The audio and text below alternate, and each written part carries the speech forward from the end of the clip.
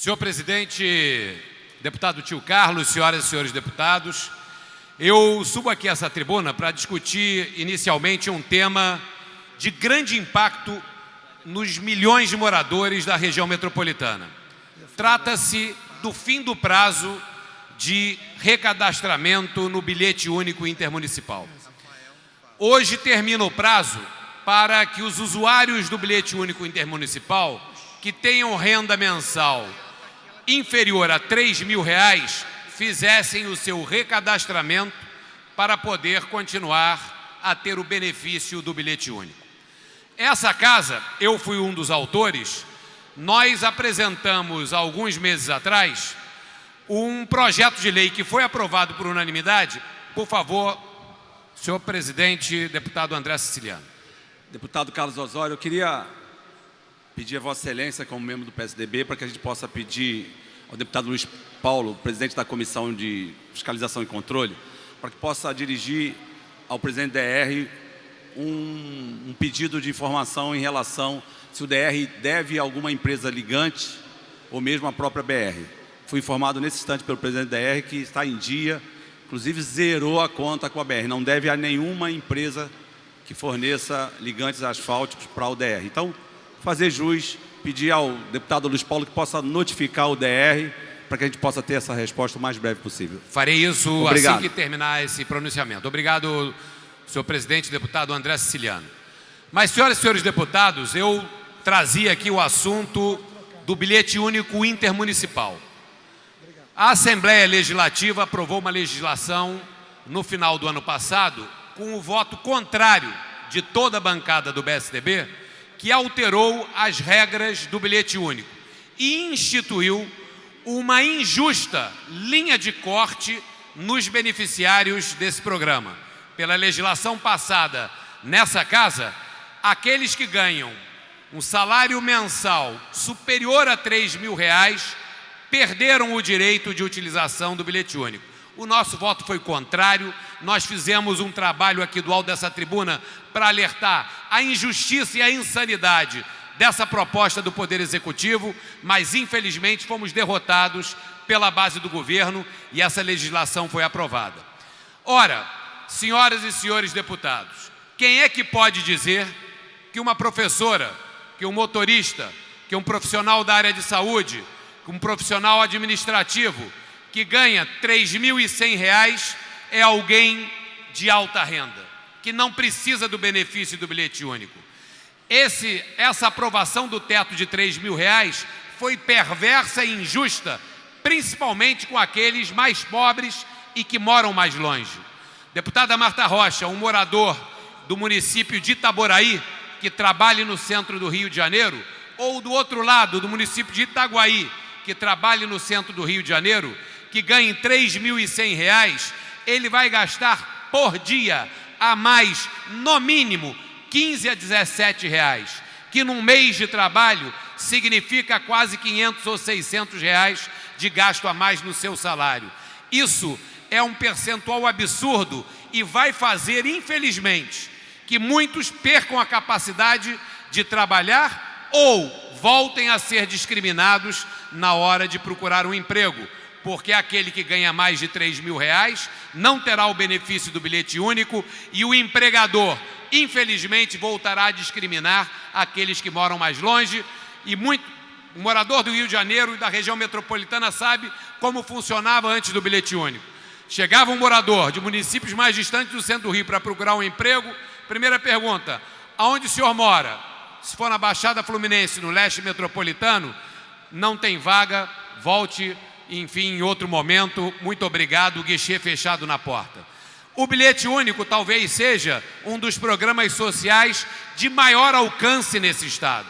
Uma justiça que democratizou o acesso ao emprego, principalmente daquele que mora mais longe, que é justamente o que ganha menos. E é justamente esse morador que vai ser prejudicado com a implantação desse teto que passa a valer a partir da próxima semana.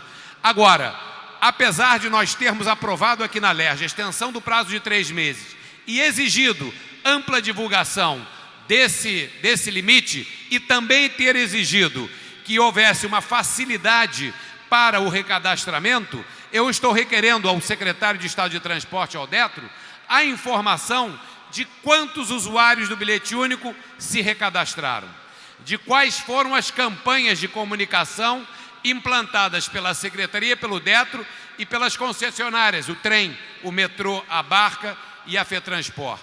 E quantos usuários deixaram de se recadastrar, ou por não ter conhecimento dessa nova exigência, ou pela dificuldade do próprio processo de recadastramento.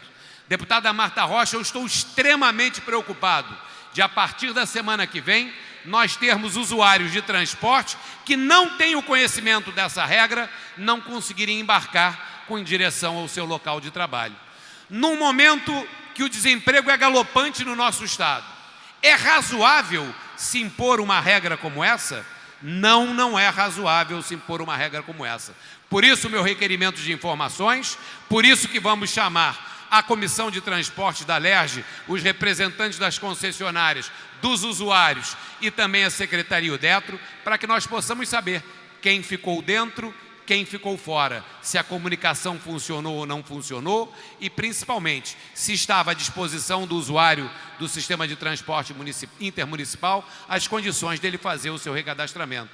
É injusto esse teto. É injusta a maneira com que está se impondo em pessoas já em desespero, que não têm salários elevados, um custo adicional no seu deslocamento exorbitante. Deputado Chico Machado, como é que você pode justificar, ou qualquer um de nós, que se acrescente da noite para o dia ao custo de vida de um cidadão um valor de 500, 600 até 700 reais por mês, alguém que ganhe 3 mil reais? Isso é injustificável, é mais que um quarto do salário. Como é que essa pessoa vai fazer para trabalhar? E como é que um morador de Japeri de Queimados, de São Gonçalo ou de Itabaraí vai buscar um emprego no centro do Rio de Janeiro a partir da semana que vem? Não vai não. O empregador vai preferir alguém que more mais próximo, provavelmente na própria cidade do Rio de Janeiro, que tem um custo de passagem de R$ 3,80, indiferença de uma passagem com um bilhete único com a integração, que pode chegar aos 14, 15 ou 16 reais. Por isso, meu alertamento, deputada Marta Rocha, que nós não podemos ficar alheios a essa questão. Vou exigir da Secretaria as informações e, caso as informações não sejam adequadas, vou solicitar a suspensão do início de efetividade desse bloqueio e, se for o caso, vamos à Defensoria Pública, vamos ao Ministério Público para proteger o interesse do usuário do transporte coletivo na região metropolitana do Rio. E cobrar, mais uma vez dessa tribuna, deputada Marta Rocha, a licitação das linhas de ônibus intermunicipais. Até hoje não foi feita.